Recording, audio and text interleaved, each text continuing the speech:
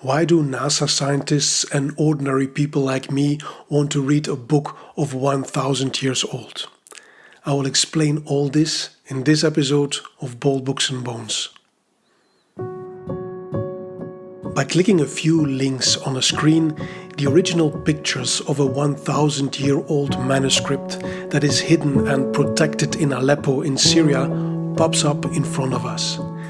It is extraordinary that this is even possible. This manuscript contains important information for us humans.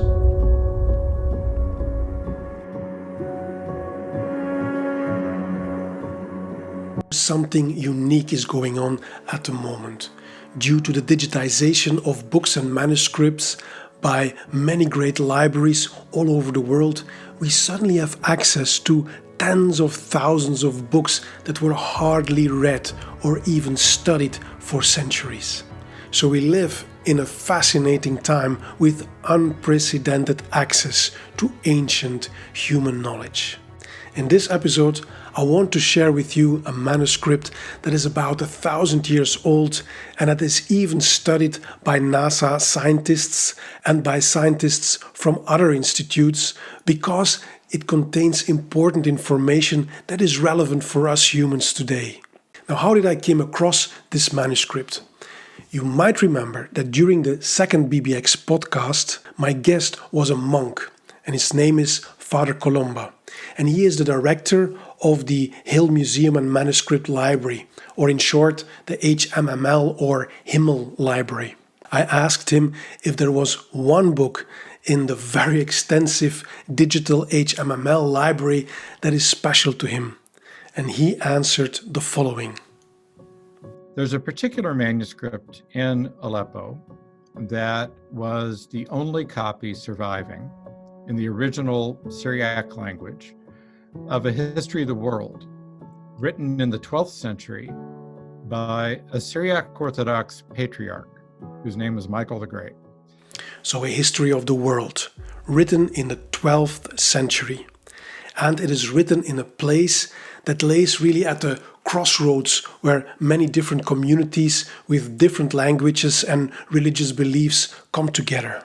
Now, when you saw this part of the BBX podcast, you will remember that Father Colomba, who is very open-minded to all kinds of religious traditions, talked about this manuscript with great passion. It is definitely a topic close to his heart.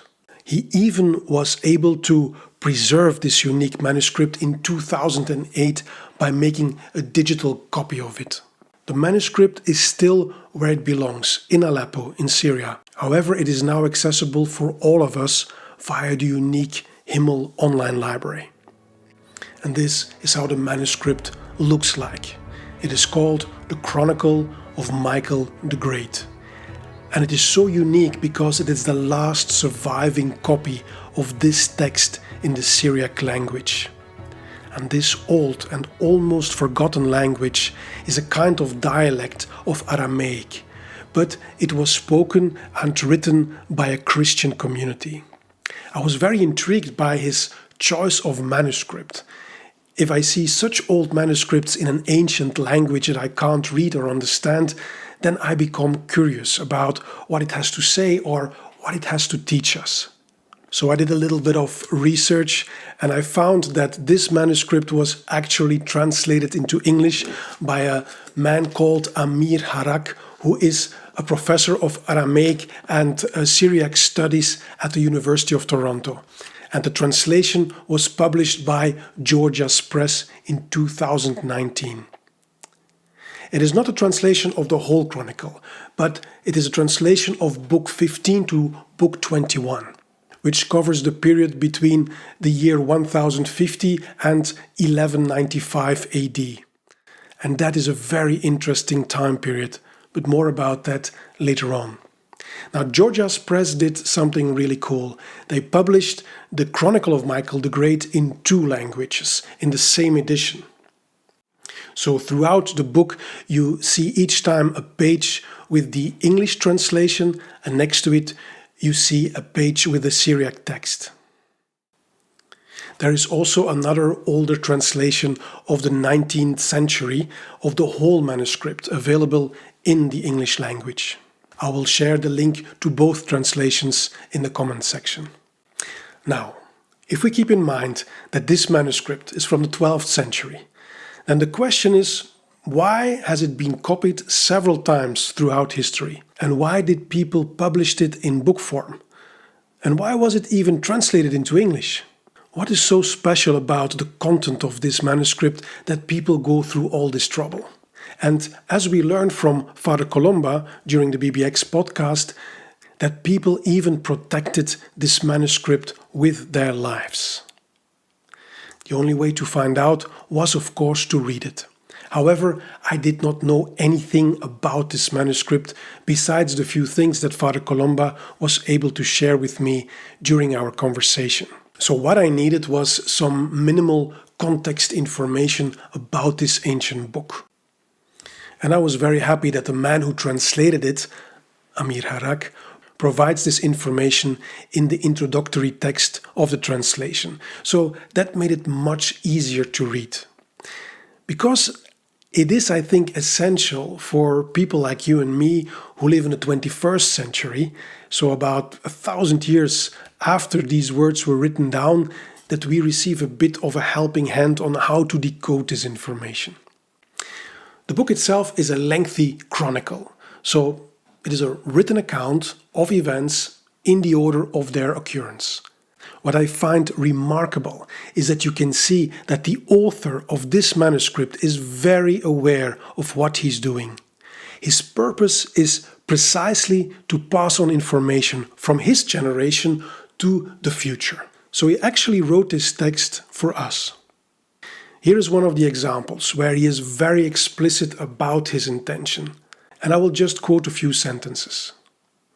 So he writes, "Because the times had become vulnerable and our miserable generation had descended into a great low, we, frail and feeble, wanted to make known some events out of many that reached us and that are reaching us in these years.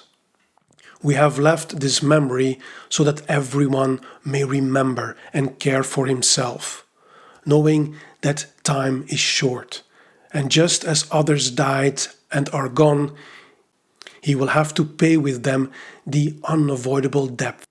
Let everyone understand from those who preceded him," and so on and so forth. So this kind of old manuscript was meant as a source of information that can help us to make better decisions, at least if we are willing to learn from the decisions and from the consequences of the decisions made by our ancestors. As a psychologist, this is the part that I'm very interested in, because it is all about human decision making. How did people make decisions, and what were the consequences of those decisions? Because human behavior is something that stayed pretty much the same in at least the last 1,000 years. Humans are, of course, humans. So there is definitely something that we can learn from them. Looking at this old text from this perspective, there are at least 4 reasons why someone might want to read this ancient text. First reason is that this manuscript is a historical document. A part of it is compiled from older writings, but a significant part is written by a real eyewitness of that time, namely Michael the Great. And he writes about patterns of human behavior from the past that we can still observe today, and some of these patterns are not very nice. There are many patterns of human behavior that do repeat itself through history, while they are of course adjusted to the circumstances of a certain era. One of many of such patterns that we can find in this manuscript was mentioned by Father Colomba during the podcast talk. It is when Michael the Great talks about how suddenly foreign knights coming from Europe, the Crusaders, show up in his part of the world. Remember, he lived in an area that we call now Syria. Now, the mission of these Crusaders was to conquer Jerusalem and the Holy Land for the benefit of the Christians. However, through this text, we also learned that the Crusaders, more than once, turned against the local Christians. So the Christians that already lived in these areas long before the Knights came to so-called liberate it. And many were killed by the Crusaders. Additionally, the local Christians were also punished by their local Muslim rulers because they were partly blamed for the invasion of their fellow Christians. So this was a pattern of human behavior of 1000 years ago, and as Father Colomba pointed out, the same thing happened again with the invasion of Iraq in 2003. There was also this foreign invasion in that region of the world, which brought with it unintended consequences for the local minorities, and so on and so forth. And this is what Father Colomba had to share about it. So the cycles of violence that keep happening to these communities, particularly minority communities of whatever kind, whatever it is that makes them a minority. So the history that you read about in these old manuscripts, this is a story that keeps happening again and again. So that's why listening to these voices of the past and the experience of the elders is of crucial importance to us. If you ever need a reason why to study history, then here it was. It could help us, of course, to make better decisions. The second reason why people would want to study and learn from this particular manuscript is because it has an important spiritual and historical value for the Orthodox Christian community and for many Christians in general across the world. People of this faith might look for spiritual guidance and for a connection with their ancestors, so they can learn from it and can therefore continue their traditions and nurture their identity. So, another important reason to preserve this old knowledge. A third reason why this document is even studied by NASA scientists is because the author Michael the Great did another remarkable thing. Throughout the manuscript, he divided his writings into three important parts. One part is all about church history, another part is about world history in general, and a third part is about natural history. In this last part, he wrote down observations about earthquakes, about astronomical observations, about changing weather conditions, but also about severe food shortages, and so on. And this is where it becomes very interesting for modern scientists, especially for those who are interested in the effects of climate change on us humans. I like to share three of many examples to just illustrate what the author wrote about the natural history. In the year 1133, on February the 3rd, a tremor happened during the night. At another place, he writes, on August the 2nd, an eclipse of the sun took place. And yet, at another place, he writes, in this year, a big star was seen moving from the south to the north. Its length was much, and its width was like a horse's neck. It was seen for 2 months. Now, what is of great importance is the time indications found in this book. Because Michael the Great lived in a cosmopolitan region of the world, where different cultures and religions met each other and at times coexisted peacefully or fought each other. The author therefore writes down the different ways that years were counted by the different communities in the area where he lived. For example, at the beginning of book 17 he writes, this 17th book began with the year 1455 of the Greeks, which is the year 1125 of the birth of our Lord, the year 524 of the Arabs, the year 83 of the Turks, and the year 6673 of Adam. These and many other time indications, which do have sometimes mistakes in it, are nevertheless important clues for scientists of the 21st century to determine when exactly certain natural events took place. And the scientist Richard Stothers from the Institute for Space Studies at the NASA Goddard Space Flight Center published in 1984 an article in the scientific magazine Nature with the title Mystery Cloud of the Year AD 536. I will leave a link in the comment section to this article. In his research, he was particularly interested in what is called dry fog that can appear in the atmosphere when large volcanic eruptions take place. When this happens, the dry fog spreads around the world and can stay there even for years. It creates a haziness in the sky with the dimming of the light from the sun as a result. To better understand this phenomenon, Richard Stothers looked for evidence of such a phenomenon in classical written documents, because he wanted to understand what the influence was on us humans and on the climate in general when such a phenomenon takes place. Because if the light of the sun is blocked for a long time, then this has immediate consequences for the climate here on Earth. One of the classical writings that he consulted was, of course, the Chronicle of Michael the Great. And this is what Michael the Great had to say about this mysterious cloud. In the year 848 of the Syrian era, AD 537, an event occurred that is beyond belief. Had I not known about it from different writings, I myself would not have included it. The sun was eclipsed for 18 months. For 3 hours in the morning it would give light, but a light that resembled neither day nor night. During that year, fruit did not reach the point of maturity, and all the land became as like something suffering from a long illness. Another study done by Antti Arjava from the University of Helsinki, published in 2005 and with a similar title as the NASA article, is called The Mystery Cloud of 536 CE in the Mediterranean Sources.